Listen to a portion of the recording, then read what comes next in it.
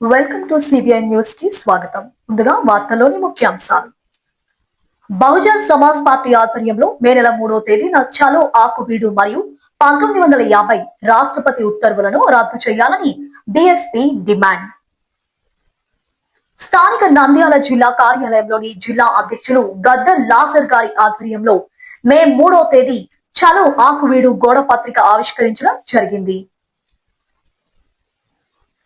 ఈ సందర్భంగా జిల్లా అధ్యక్షులు మాట్లాడుతూ పశ్చిమ గోదావరి జిల్లా పేదలను అణగారిన ప్రజలను భయభ్రాంతులకు గురి చేస్తున్న రఘురామకృష్ణంరాజు వెంటనే తన ఎమ్మెల్యే పదవిని మరియు ఉప సభాపతి పదవి రద్దు చేయాలని, అలా చేయకుంటే ప్రోత్సహిస్తున్నటువంటి మానవద పార్టీలను ప్రజలు తొందరలోనే మట్టుబెట్టబోతున్నారని తెలియజేశారు.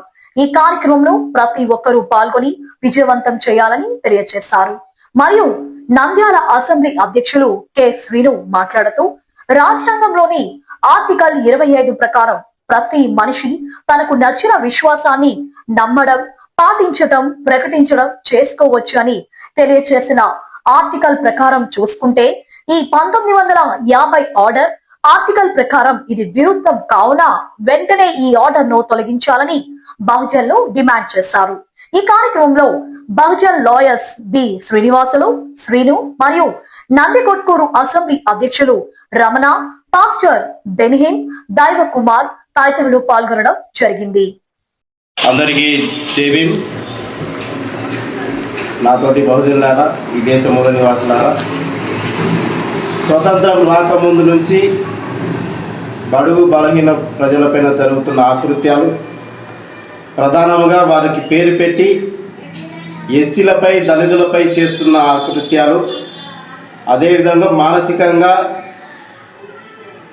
లేదా విశ్వాసపరంగా కూడా వాళ్ళను అణిచివేసే ధోరణిలో ఉన్నటువంటి ఈ 1950 ప్రెసిడెన్షియల్ ఆర్డర్ను వెంటనే తొలగించాలని బహుజన్ సమాజ్ పార్టీ తరఫు నుంచి డిమాండ్ చేస్తూ ఉన్నాం.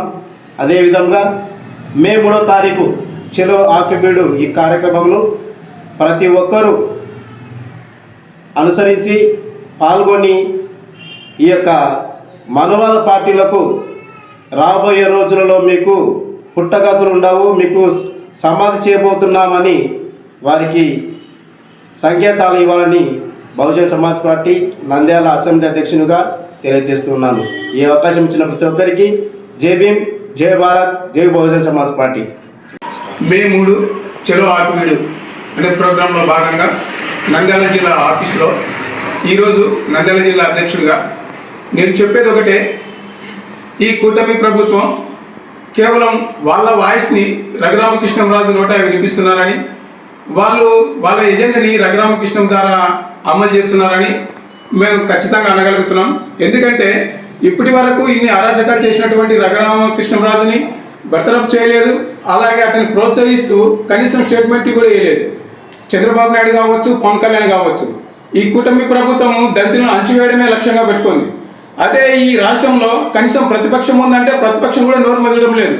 జగన్మోహన్ రెడ్డి సాక్షాత్తు అసెంబ్లీలో మాట్లాడుతూ మంచి అన్నది మాలా అయితే నేను మాలా అవుతానటువంటి మాట మాట్లాడినట్టు జగన్మోహన్ రెడ్డి ఈరోజు అదే పెద్దపేటలో మాలల మీద 57 మంది మీద కేసులు పెట్టి అన్యాయంగా వాళ్ళను సబ్జెక్టులకు పంపిస్తే కనీసము మాట కూడా మాట్లాడడం లేదు.